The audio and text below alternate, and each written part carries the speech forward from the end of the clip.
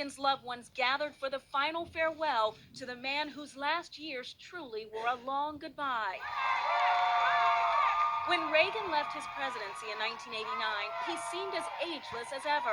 In 1992, he wowed the Republican convention with a speech rich in humor. It's true, a lot of liberal Democrats are saying it's time for a change.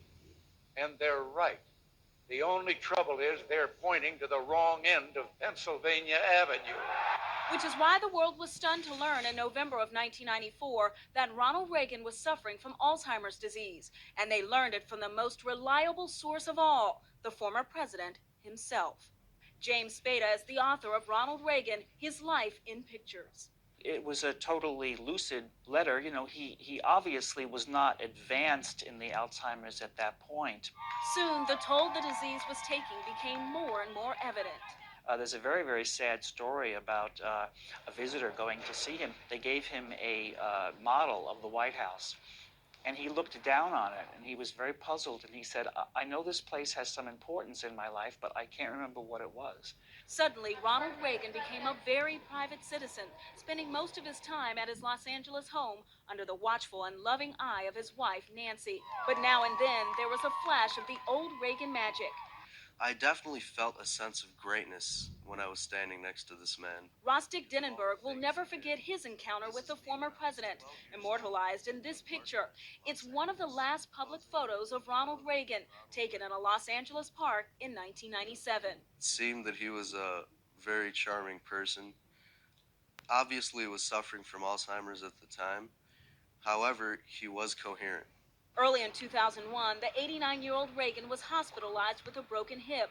Ironically, his daughter Maureen was in another hospital right across the street for treatment of a melanoma condition that would later prove fatal for her at age 60. I don't think Ronald Reagan was aware that his daughter had died. Such was the toll the disease had taken. In a 60 Minutes 2 interview 2 years ago, Mike Wallace asked Nancy Reagan a difficult question about her husband. Do you think he knows you still? I don't know.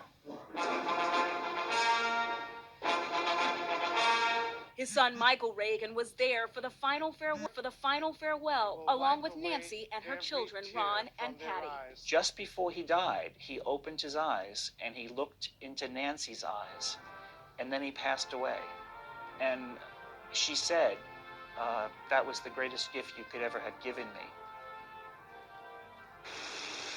This was Nancy Reagan's simple and moving farewell to the man she adored for 52 years, a final kiss.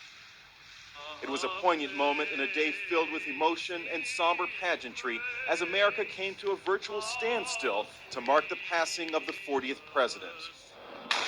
Cannon roared and Nancy Reagan watched stoically as the president's coffin was brought out of the Capitol Rotunda where it had lain in state.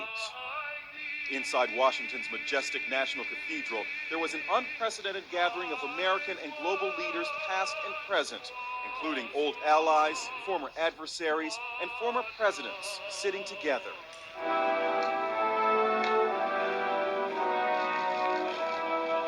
The coffin was brought into the cathedral amid haunting strains, but came down the aisle in silence. Nancy, looking somber but dignified, sat with her family in the front pew across the aisle from President Bush. Let us pray. The funeral rites rang out across New York's Times Square, as well as in millions of homes across America. President George Herbert Bush's voice choked with emotion as he recalled his predecessor and friend. As his vice president for 8 years, I learned more from Ronald Reagan than from anyone I encountered in all my years of public life. But he also recalled the president's humor. When asked, how did your visit go with Bishop Tutu? He replied, so-so. And President George W. Bush spoke of Ronald and Nancy's undying love. America honors you, Nancy, for the loyalty and love you gave this man on a wonderful journey. Amazing grace, how sweet the sound. Irish tenor Ronan Tynan sang the classic inspirational hymn, an echo of Reagan's Irish roots. There was an emotional moment for Nancy as her husband's coffin was brought back down the aisle. And so Ronald Reagan began his final journey to the Presidential Library in California. Stacey Galandi is there. At the same time the state funeral was taking place in Washington, D.C., final preparations were being made right here behind me at the Reagan Presidential Library, the former president's final resting place. He chose this place because of its location. The gravesite overlooks the rolling hills of the valley all the way out to the Pacific Ocean. The president left Washington for the last time as the plane carrying his body flew west toward a final sunset.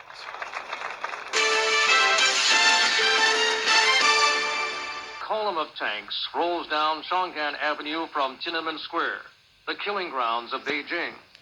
This remarkable event illustrates the courage of the students who are still fighting for democratic reform. Defiantly, he stands in front of the lead tank. A tense standoff. The tank moves, but so does a student. After a few moments, he clambers on board to lecture the tank commander. Before there is more violence, Beijing residents grab the student and hustle him down a side street.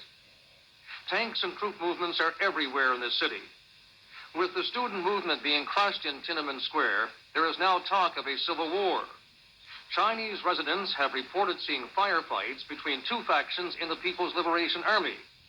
The 27th, which brutally carried out the government's orders, and the 38th Army, which are reluctant participants in this political power play. Abandoned, burnt-out vehicles litter the streets. Others are still on fire. As more tanks take up strategic locations at all corners of this city, helicopters fly overhead. There is confusion. Nobody knows which army has the biggest firepower.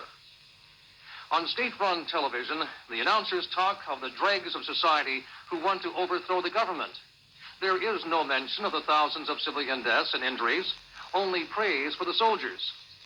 On the streets, the people are saying, if you believe the government news, then all old ladies are counter-revolutionaries and babies are thugs.